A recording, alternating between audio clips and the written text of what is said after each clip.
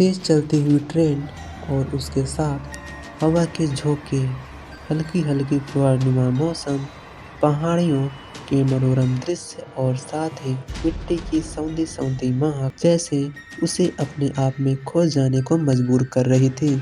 लेकिन ऐसा लग रहा था जैसे वह आनंद तो प्रकृति से प्राप्त कर रही है, लेकिन उसका मन कहीं और ही हिलोरे ले रहा था। क्योंकि वह हाथ में चाय का कप लिए कभी उस कप की गर्मी को अंदर तक महसूस करती और बीच-बीच में आंखें बंद कर किसी का स्मरण कर रही थी। उसके चेहरे के पल-पल बदलते भाव साफ बता रहे थे, वो हम सबके बीच होकर भी नहीं है। मैं भी बहुत देर तक उसकी इन अदाओं को देखते रही और यह सोचकर मुस्कुराने लगी कि इतने दिन भर की थकावट के बाद चलो किसी बहाने ही सही चेहरे पर मुस्कुराहट तो आई।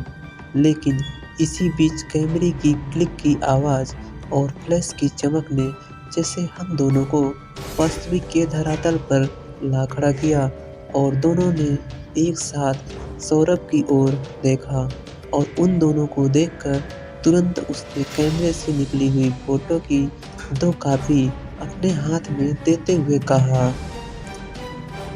इफ यू डोंट माइंड, अगर आपको ऐतराज नहीं है तो क्या ये दोनों तस्वीरें मैं सौरभ आप दोनों खूबसूरत हसीनाओं को भेंट स्वरूप दे सकता हूँ।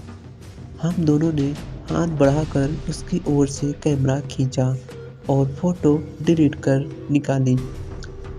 दोनों तस्वीरों को अपने कब्जे में लेते हुए कहा, हाँ अब ठीक है, ये रहा आपका कैमरा और हमारी फ़ोटो के लिए धन्यवाद।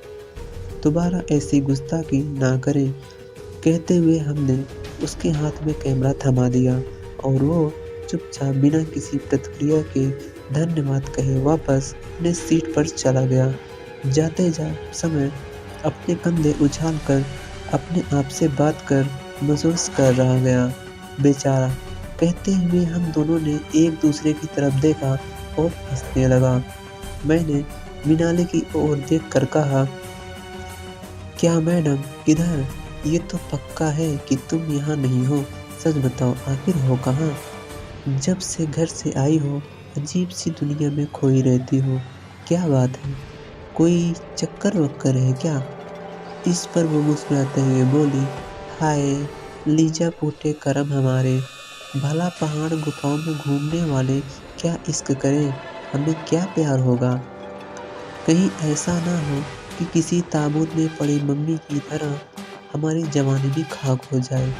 बरसों बाद कोई तलाशना भी चाहे तो उसे कुछ भी ना मिले। कहते हुए उसने हाथ में पकड़ी हुई फोटो मेरे सिर पर मारी और कहा, खैर छोड़ मेरी अपनी बता। ये सौरभ आजकल कुछ ज़्यादा ही फोटो ले रहा है, कहीं लीजा में फेवरेट तो नहीं हो गई, इसकी कुछ खास बात है क्या? कहते हुए मृणाली ने मुझे छेड़ना चाहा, जिस पर मैंने ना जी ऐसा अभी तक तो नहीं कहकर फिर उस ऊंचे पहाड़ की ओर देखने लगी। हम लोग अक्सर आते जाते ही बड़े गौर से यह दृश्य देखते थे, क्योंकि उस पहाड़ की खासियत ही ऐसी थी।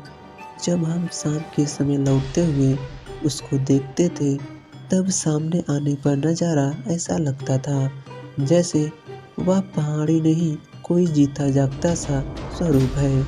लेकिन क्या, क्योंकि सूर्य की किरण ऐसा लगता कि जैसे उस सजीव आकृति के माथे पर रखी हुई मणि से टकराकर आसपास की अलग अलग पहाड़ियों की ओर जाता और फिर वापस पलटकर उसी पहाड़ी के नीचे बने हुए जलाशय में वह किसी इंद्रधनुष आभा के साथ प्रदर्शित होते हैं। ऐसा दृश्य कुछ समय के लिए ही नजर आता, यही कोई शाम 5 से 5:30 बजे के बीच, क्योंकि यही समय हमारे लौटने का भी होता।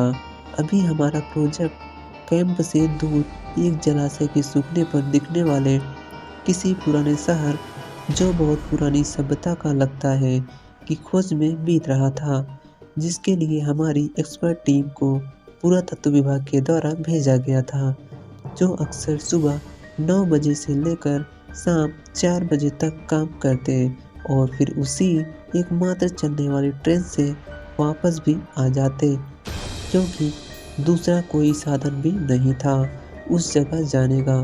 तभी अचानक मेरी नज़र सौरभ की खींची हुई तस्वीर पर गई। तब मैंने देखा मृणाली के हाथ में कोई एक स्टैचू कप के ऊपर घूमते हुए दिखाई दे रहा था। ऐसा लग रहा था जैसे मृणाली ने उसे किसी कप की तरह पकड़ कर रखा था। मैंने फिर एक बार चौंक कर तस्वीर दिखाई और कहा, देखो इस तस्वीर को, ये क्या है? हम दोनों ने भी एक साथ आश्चर्य से तस्वीर को देखा और आसपास देखने लगे कि आखिर क्या हो सकता है। प्रिय पाठकों, कहानी अभी भी जारी है। कृपया आप लोग समीक्षा देखकर बताइए कि आपको कहानी कैसी लगी। धन्यवाद।